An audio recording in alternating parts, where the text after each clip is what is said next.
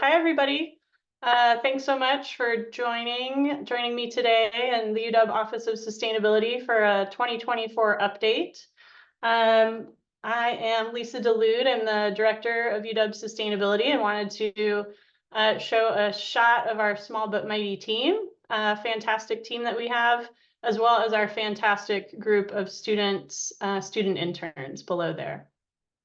So just a few quick notes as we get started. This is being recorded, and the recording will be available on our website after the webinar, and the slide deck will be available as well for anyone who's interested in looking at this. Okay, so I'm going to frame the update today around our Sustainability Action Plan, the University Sustainability Action Plan, and its 10 targets. I do just want to put the caveat out there that there is a million bazillion fantastic things going on across the tri-campus and across the university when it comes to sustainability. We can't cover it all today, so just want to acknowledge that up front, and also just thank everybody who's doing sustainability work and intersectional sustainability work across our tri-campus. So with that, I'm gonna just quickly orient you to the Sustainability Action Plan if you're not already familiar with it. We adopted or created the first plan in 2020, and it's due to be updated on a 5-year cycle. So we are actually at that point where we need to update it. But before I get to that, we have these 10 targets here. And so I'm going to go through and give you a really high-level overview of where we are at with each of these targets. If you're interested in diving in deeper, please visit our website. We publish an annual progress report. And so you can go in and dive into the details a little bit more. The 2024 progress report has not yet been published, so we're working on that, and we anticipate publishing it later this summer. This is also going to be a whirlwind, just to prepare you. I found myself getting a little ambitious about wanting to give a good update and trying to fit it all into an hour. So fair warning, bear with me. So I did mention that we are going to update the plan, and by update, we're really taking a wholesale refresh and a whole new look at the Sustainability Action Plan. I think a lot of our discussions, both internally and across campus with our sustainability partners, has shown us that there are some things that are working well in the plan and things that we might carry over. And there's also areas for improvement. And so at a very high level, the things that we're looking to improve are making sure that our goals and targets are aggressive and that they're aligned with climate science and aligned with data. The other piece that we noticed that we want to change is there are some topical area gaps that the current plan doesn't address.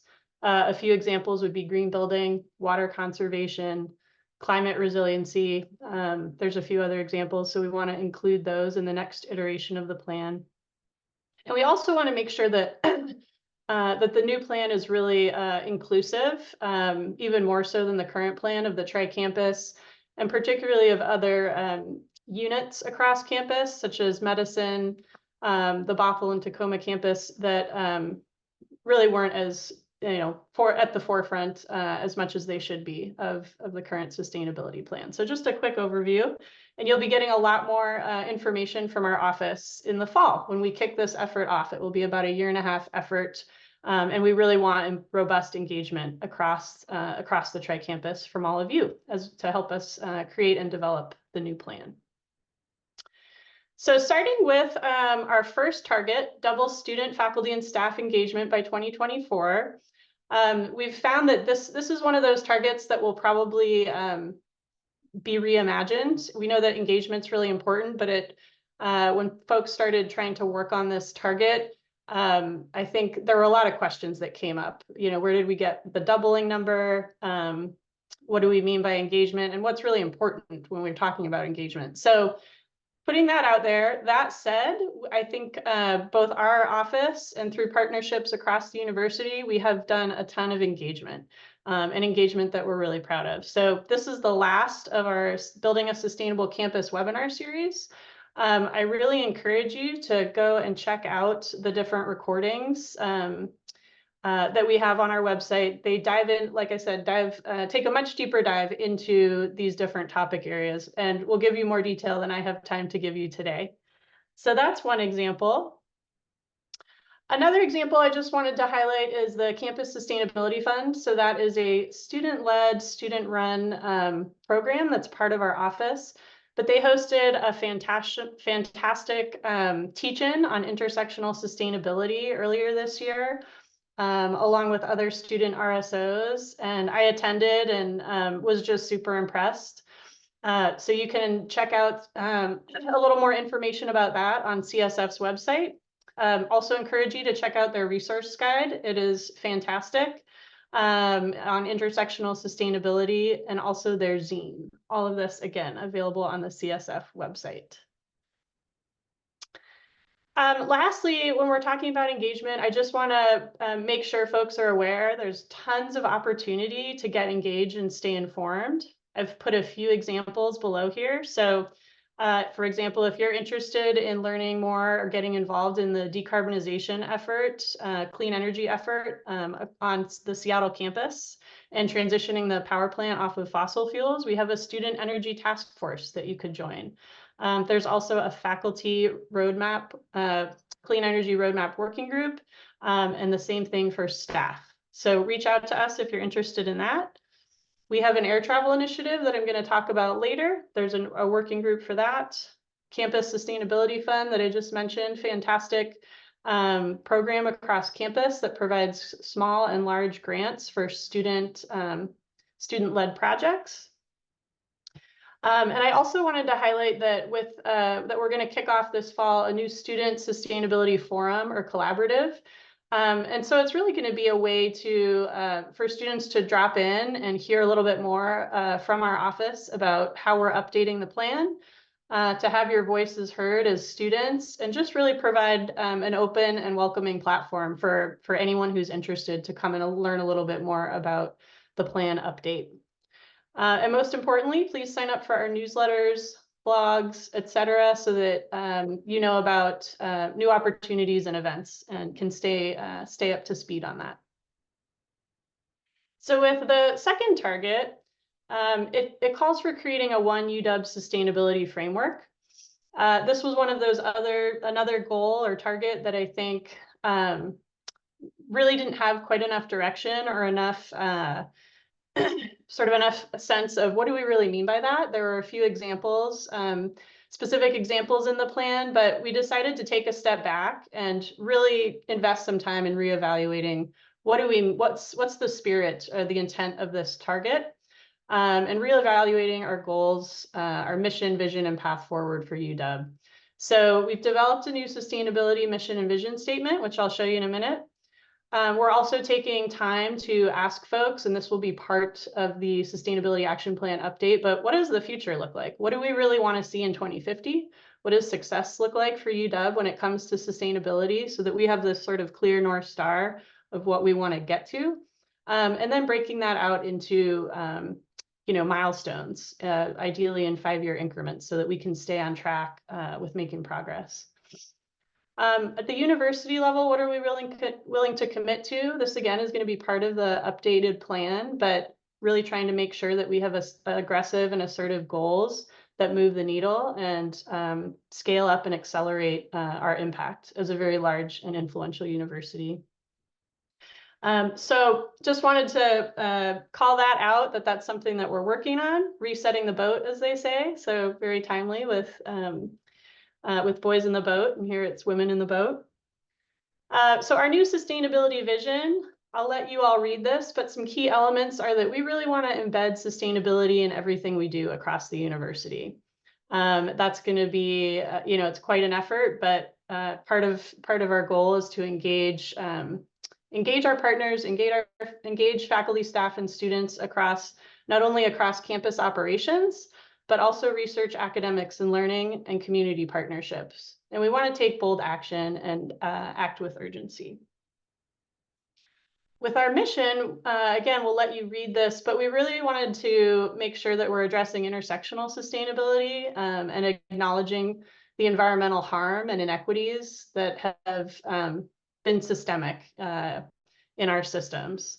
And we want to work together to develop innovative solutions, again, addressing that urgency that comes with a variety of sustainability issues, climate change being at the top of the list. And translate learning into action by developing more living lab learning opportunities for faculty, staff, and students to collaborate and work together.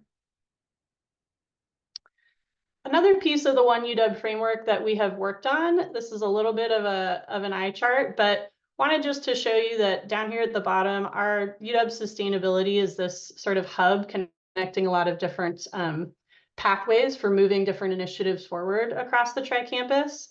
So we are the sort of the main owners or facilitators of the Sustainability Action Plan, but we rely on our Sustainability Action Plan Executive Committee, as well as our Environmental Stewardship Committee, not only for guidance and plan development, but also for partnership and implementation. And so with a lot of the different initiatives that you're going to hear me talk about today, it was very important that we mapped this out and discussed our governance structure with our ESC committee to ensure that we have sort of the pathways and the channels in place to move some of these initiatives forward. So examples of that include a new charge letter from the president, and that will be an annual charge letter that helps set expectations for our Environmental Stewardship Committee. A new charter, which did not exist before, which includes things like membership, how often we're going to meet, voting, etc. And then we also have really want to acknowledge the ongoing partnership with the Faculty Council on Campus Planning and Stewardship. That is a subcommittee of the Faculty Senate. And that's been a great partnership, one that will continue moving forward, and a very important pathway when we talk about larger sustainability initiatives that we really need faculty support. We need president and board of regents support. So yeah, just wanted to highlight that as an important sort of new change in mapping out our governance structure. For SAP target number 3, doubling sustainability-oriented research projects, this again is one of those targets that I think needs to be sort of revisited. Again, we're not sure that the doubling is a metric that really works for us, and it's also very hard to measure this. So on the left there, I've highlighted some of our resources on the UW Sustainability webpage, including a course list and a directory of different classes that contain sustainability curriculum, and that really covers a wide scope of what sustainability means. But I think in the future, you know, we definitely want to revisit this target, use our Environmental Stewardship Committee, our Sustainability Action Plan Executive Committee members to say, we want to continue to be, you know, a leader in this space. UW is a leader in terms of innovation and research when it comes to sustainability. But what really is our goal, and how do we measure up against our peers in that respect? I will say that a 2025 focus, and probably a focus of the new Sustainability Action Plan, will be to expand some of those living lab learning opportunities on campus. We need both. We need that research that's working with communities, working in labs, working across the globe.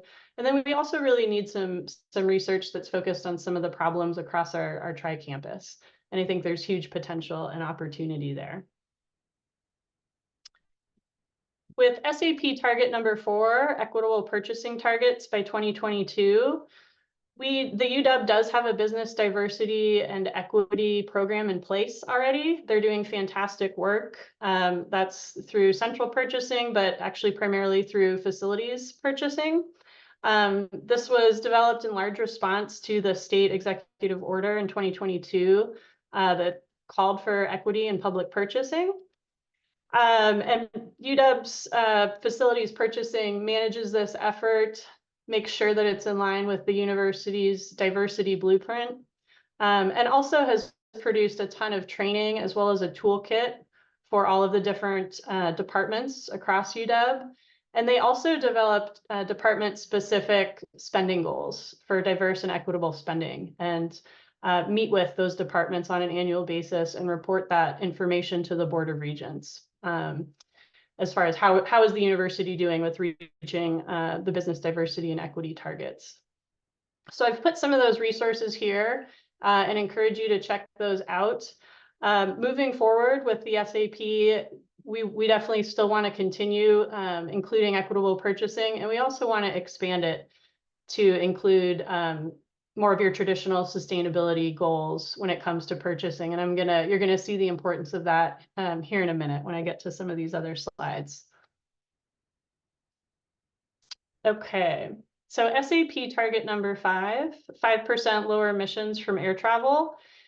You might have noticed when I opened one of my first slides, we have had 2 webinars this year on air travel, a part 1 and a part 2.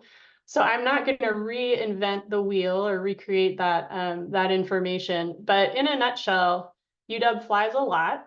As far as our organization-wide emissions, air travel accounts for about 7%, which is pretty sizable. This data starts in 2019, and it's monthly flight data from UW-sponsored air travel. And you can see that we fly a lot. So just in March of 2020, we had about 7,500 flights, totaling about $1.5 million. You can see the impact of the COVID-19 pandemic there in 2020 and 2021. And we are on track to slowly ramp that back up, or maybe not even slowly. But in 2022, we're seeing air travel at UW approach pre-pandemic levels. And we don't have the 2023 or 24 data yet, largely because of the financial transformation. That data has been a little harder to get, but I think it's going to look pretty close to what it did pre-pandemic. So what are we doing about air travel? In a nutshell, we have had an air travel working group made up of faculty, folks from UW Medicine, from athletics, some students.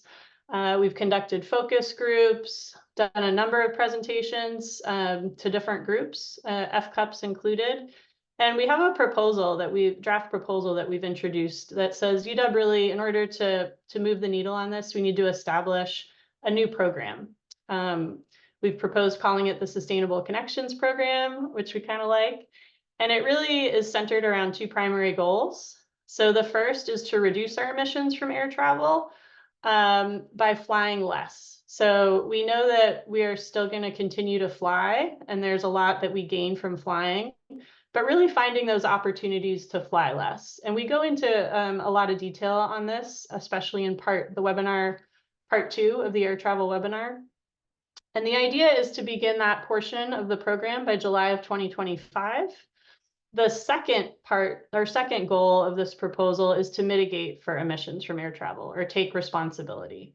And so knowing that we are going to continue to fly, hopefully we're flying less, but knowing that we're going to continue to fly, we want to take responsibility for the harm caused by those emissions. And we're proposing some sort of mitigation fund or financial mechanism that we can actually collect money and invest that into emission reduction projects across campus. There's some other alternatives proposed in this proposal, and you can take a look at this on our air travel webpage on the UW Sustainability website if you'd like to get more into the weeds on it. But essentially, we've done a number of presentations. This draft proposal has been sent to the president, who was supportive but said it needs to be faculty-led. We are still working on some of the creating a resolution with FCUPs. A resolution would basically get, if approved at the FCUPs level, then be brought up to the Faculty Senate this fall. Faculty Senate would say yes or no. Yes, we're supportive of a new air travel reduction program, or no, we're not. Or there's things we'd like to refine or figure out. But the hope is that this will pass, and then we would assemble a working group that would really define the nuts and bolts of the program. So that's sort of where we're at with air travel. And again, encourage you to check out the 2 different webinars and or contact us if you're interested in participating in the working group. So for SAP target 6, 35% of food from local sources by 2025. This target's really centered around housing and food services that does the food purchasing for the majority of UW. And they've done a really excellent job. This is also a separate webinar in the series that you can check out, but they've done an excellent job working with our office and other campus partners, UW Recycling in particular, to help advance this target. And I wanted to just sort of show how, not only how they're doing on this target, but show how their engagement affects some of our other targets, 10 targets in the SAP. So they're really have partnered, as I said, with UW Recycling to try and make sure that they're educating folks in the residence halls and in dining halls on what goes in what bin. They've also launched an expanded Aussie reusable container program so that you can bring your own container for takeout, and we're not having to trying to reduce the single-use food service ware or takeout containers on campus. They are truly a leader in sustainable purchasing practices. Again, not going to go into great detail on that. There's a whole webinar on it. And then we're currently at 32% of locally sourced food. So very close to the 35% by 2025 goal. And also, sorry, they've reinstated the use of reusable plates and utensils in residential dining, which is huge. Moving forward, so one of the things that we've found is local, in terms of sort of the sustainability benefits of sourcing food locally, is huge, but so is the importance of plant-based options. So there's a lot of emissions associated with meat and with dairy. So that's going to be one of the key focus areas moving forward in the new SAP.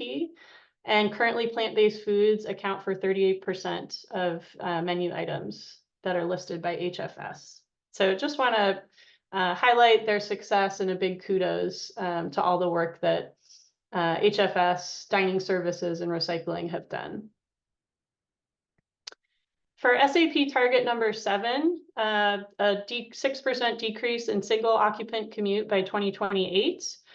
We have 2023 updates on this from Transportation Services. This isn't fully published on their website, as I understand it. They're still finalizing some numbers, but we've really seen a lot of improvement in terms of reduction in single occupant commute. And I think the pandemic's played a key role in that. However, UW Transportation Services has really pushed for a U-Pass for students, faculty, and staff, so that they're really encouraging the use of transit over driving alone. So approximately 75% of students walk or take transit. Telecommuting now reduces staff trips to campus by 38%. So if we have to find a silver lining of the pandemic, that's probably one of them. And the most popular commute modes are transit and walking, with a combined total of 58% from their annual commute trip reduction survey. So another kudos to Transportation Services, who does great work in this regard and is really a champion of sustainability when it comes to reducing emissions from transportation and commuting. Oh, I think we might have missed one. That's okay. Oh no, we didn't. It's in another target area. All right, so SAP target number 8, 15% lower energy use intensity by 2025. So energy use intensity is a fancy way of saying how much energy we're using per square foot, or how efficient are we being with the energy that we're consuming. So I wanted to highlight a few energy conservation efforts.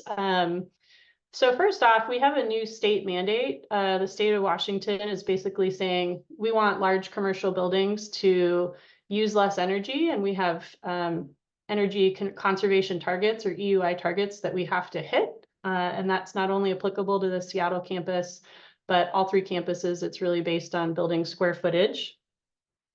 We also have to decarbonize those buildings. So that means transitioning off of fossil fuels and electrifying buildings. We are working, and I'll talk a little bit more about this in a minute, but working to improve and enhance energy and data collection from buildings. That's really key to energy conservation, because you can't manage what you don't measure. And we've been successful in getting some money to do that. So over this last year, our campus energy utility and operations has received roughly $10 million from Climate Commitment Act proceeds. And in a nutshell, the Climate Commitment Act is another piece of relatively new state legislation that says if you are a large emitter of emissions, you need to pay into the system for those emissions. You can then apply to get some money back to basically clean up your act, no pun intended. So transition off of fossil fuels and electrify your buildings. And that's what we're working towards with the power plant on the Seattle campus. We're anticipating in that effort a 65% reduction in energy through our decarbonization strategy. And we've also really ramped up energy efficiency efforts. So we have increased the budget, so to speak, on the Seattle campus for energy efficiency from $500,000 a year to 1.5, and the goal is to get it to $3 billion a year. And the idea here with the diagram on the left is that if you're investing in energy efficiency, you have some cost savings savings that you're avoiding by reducing your total consumption, you're reducing your energy bills.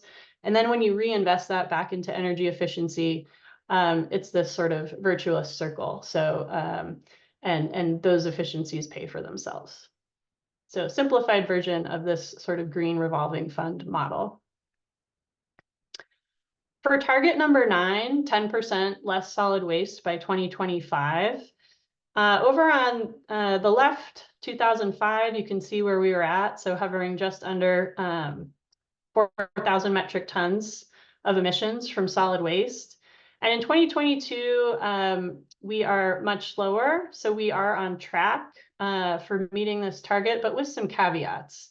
So some of these were, realized. Some of these emission reductions from solid waste are just from partially due to the fact that we have a lot less people on campus after the pandemic, a lot more people telecommuting, which you saw earlier. But we also have realized that there is a huge amount of contamination. UW Recycling is leading this effort more so than ever before. So both in our residence halls, in some of our dining halls, at the Montlake Hospital, the contamination in terms of the recycling and compost bin has been so bad that we're actually on probation. So the compost haulers, the recycling haulers are hitting the pause button and saying, everything that we take from you, even if it's supposed to be going to compost or going to recycling, is going to be landfilled.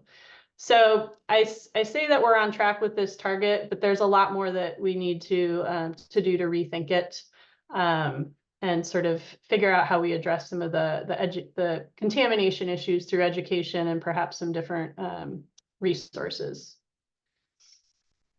The other thing I wanted to highlight with this pie chart and with the notes on the side is that the emissions from actually landfilling, recycling, or composting our waste are pretty darn small. So as you can see there, about 0.57% of our total emissions.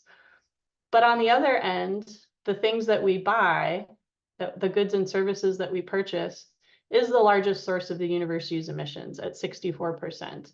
So our new sustainability action plan will definitely have an eye and a goal towards really being proactive around what we purchase and trying to purchase less and thinking a lot more about how our purchasing requirements, our purchasing processes can help reduce waste, reduce emissions, et cetera. And that's really the work ahead of us. This is new information in terms of the 64% goods and services.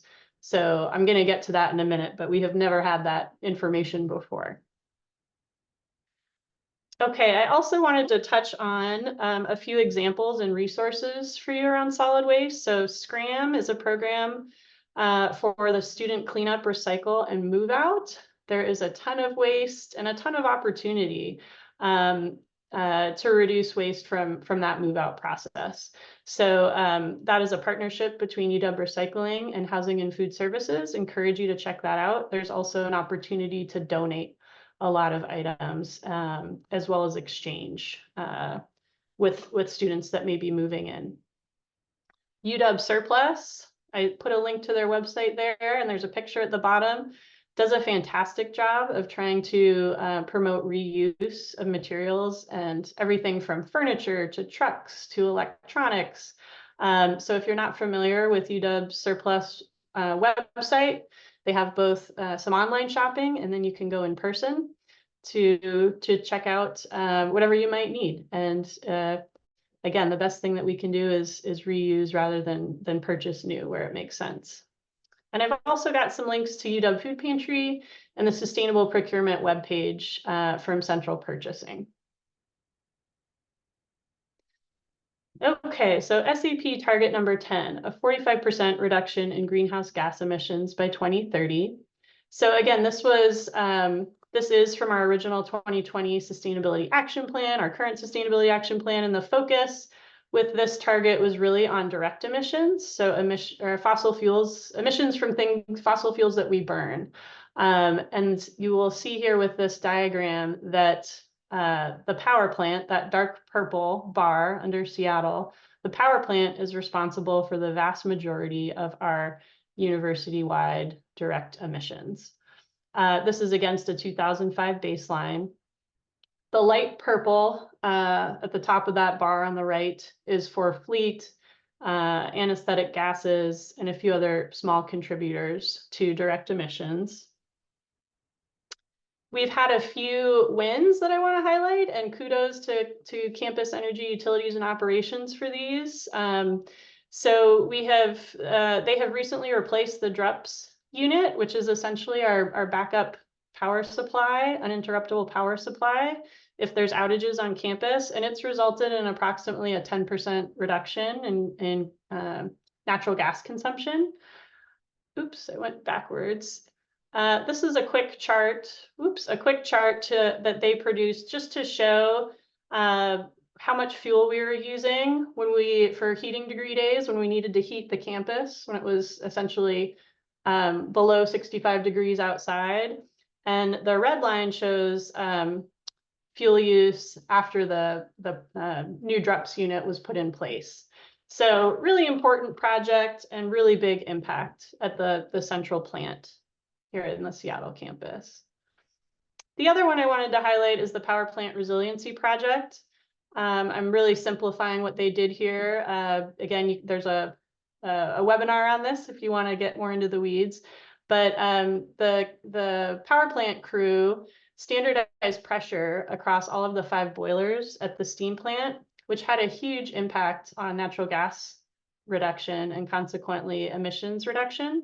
So a 12% reduction in natural gas, which is huge from this project, and approximately 10,000 tons of CO2e reduction. So big kudos to CEUO and the power plant for their work. The other thing I want to highlight, if you're not familiar with it, is we are really working hard to get the power plant off of fossil fuels. Our office works closely with Campus Energy Utility and Operations on this, and they've developed a 5-part decarbonization strategy for the steam plant. And as you can see with this chart here, it will have significant impact in terms of reducing not only our greenhouse gas emissions, but it will also help reduce our energy consumption. And there's a lot of other benefits as well, just in terms of efficiencies with staffing. So for example, we have a district energy system with this steam plant, and it provides the heating and hot water for the majority of buildings across campus. If we had by contrast, 167 individual HVAC units at all those different buildings, we would need a lot more people to operate and maintain those systems, and it would be a lot more expensive.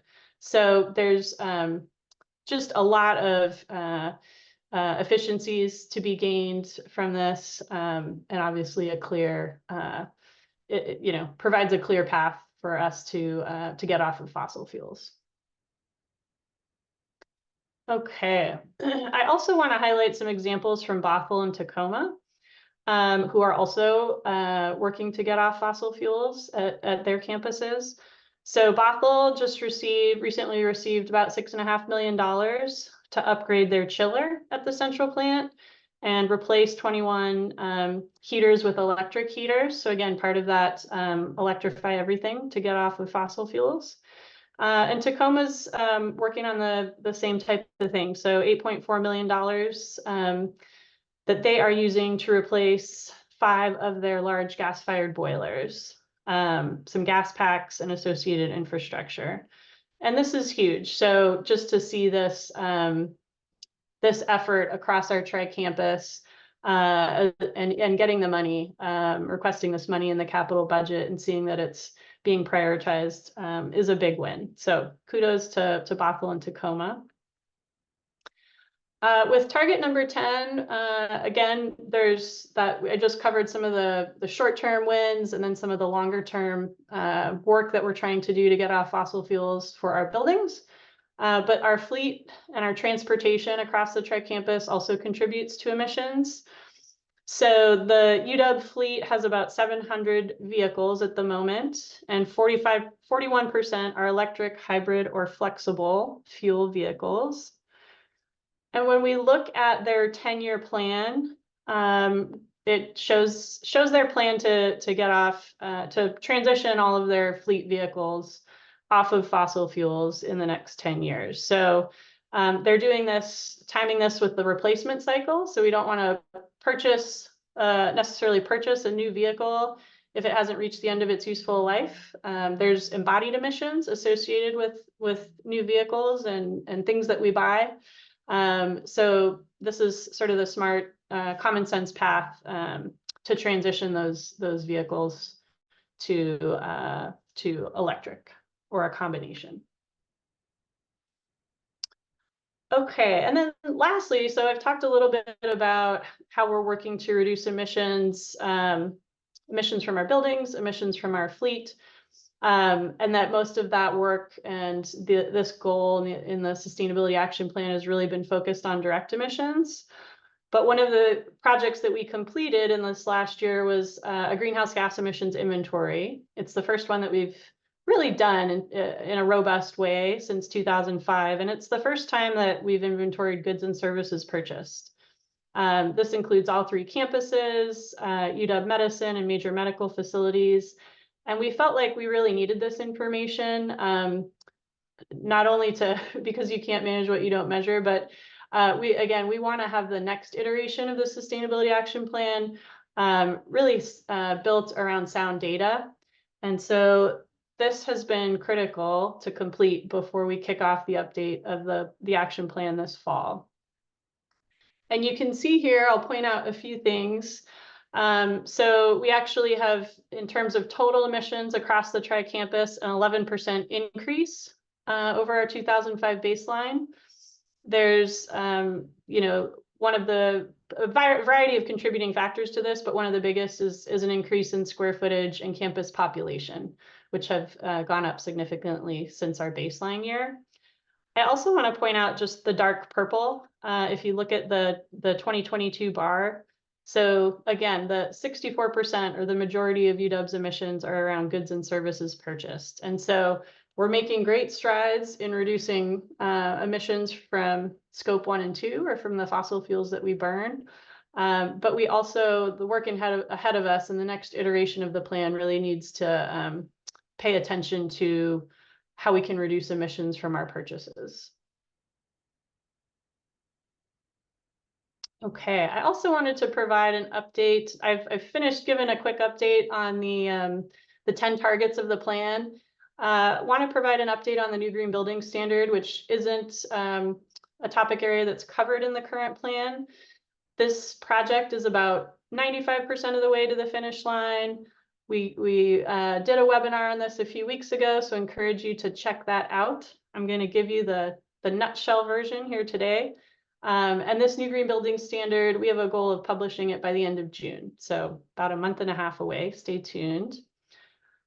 The new green building standard covers 4 different tiers of project types. This is significant because the old green building standard really only addressed new construction and major renovation.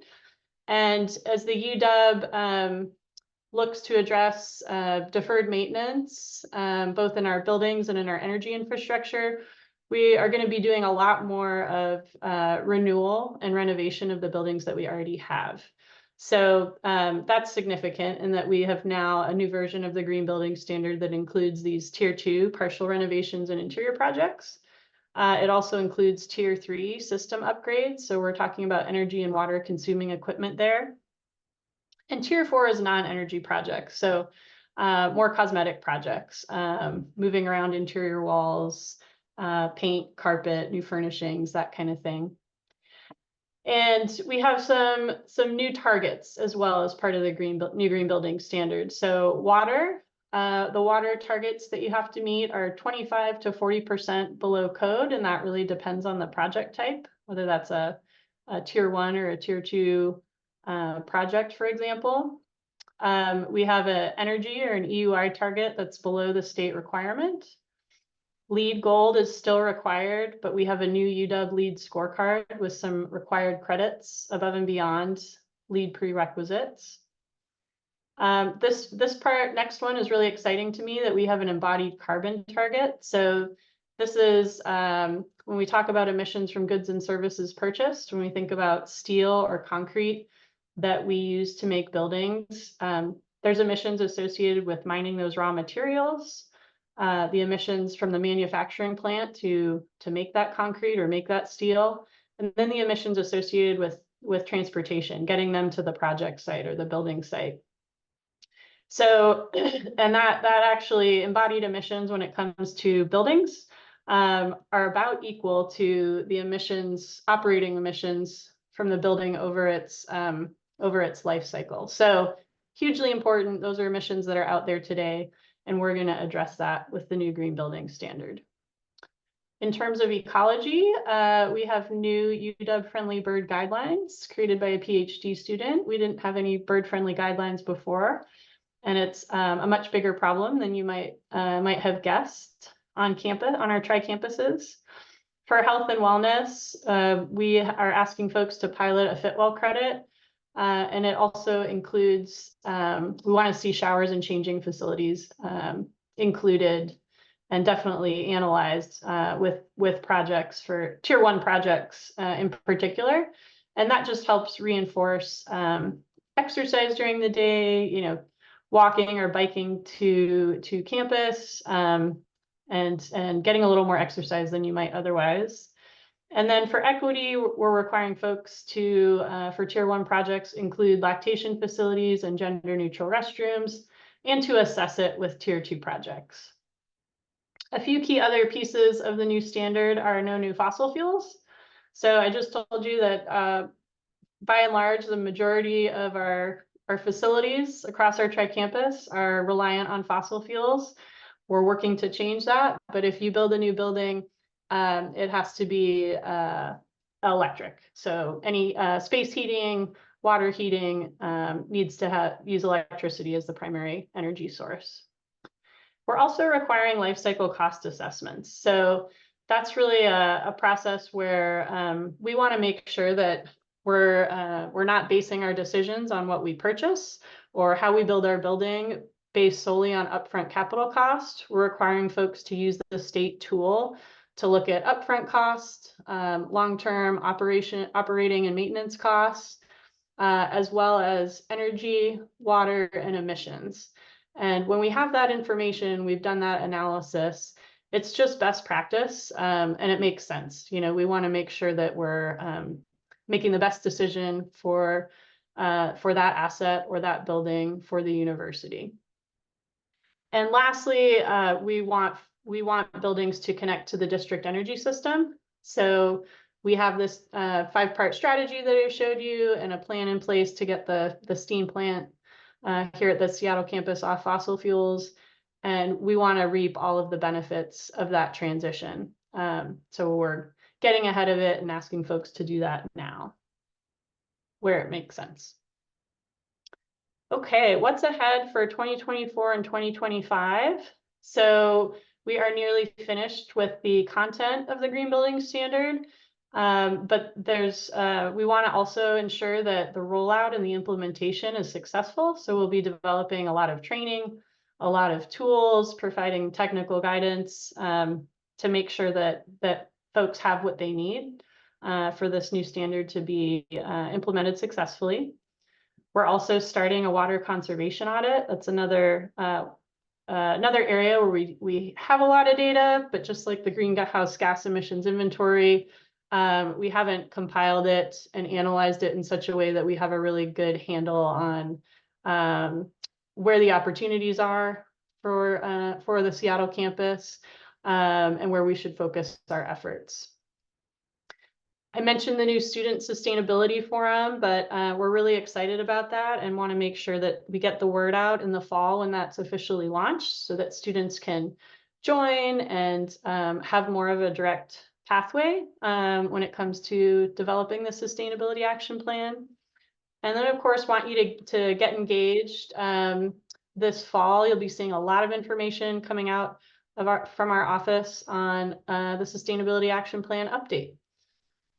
So that was a whirlwind, as I promised. I wanted to leave enough time to take any questions that you all might have, but really want to thank you for your time and an ability to share some of what we've been working on and what the UW community has been working on. Okay, so let me open up the chat here. Okay, I think I'm seeing a lot of great comments.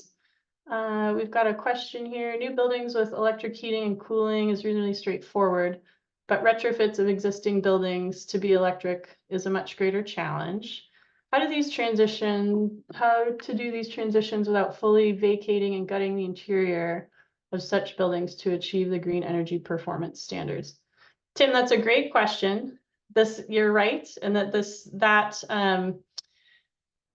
transferring when we transition the steam plant from gas to electricity, that's one part of a very complicated project. But then we also have to make that transition on a building by building level. So Campus Energy Utility and Operations has hired a consultant, actually a team of consultants, AEI engineers, to look at that as one of the many things they're going to look at with that 5-part strategy. And they're developing an implementation plan. So we have about $3 million dedicated to the creation of this implementation plan. And there's actually a working group looking at just that. So making sure that we have both the sort of what we need to tackle first on that larger scale of the 5-part strategy. And then also when it comes to transitioning, making that connection at the building level to the new electrified district energy system, what that looks like. So you're right, we can't go to Lowe's or Home Depot and buy a widget and plop it in. It's going to be a pretty complicated effort, but we've got a great team of consultants helping to figure that out. So I hope that helps answer your question. And again, there's a couple more webinars on our website where you can look at the decarbonization transition webinar and get a little bit more in-depth information on some of those questions. Okay, we've got a relatively small group, so if anyone wants to ask any more questions, you're very welcome, or put questions in the chat.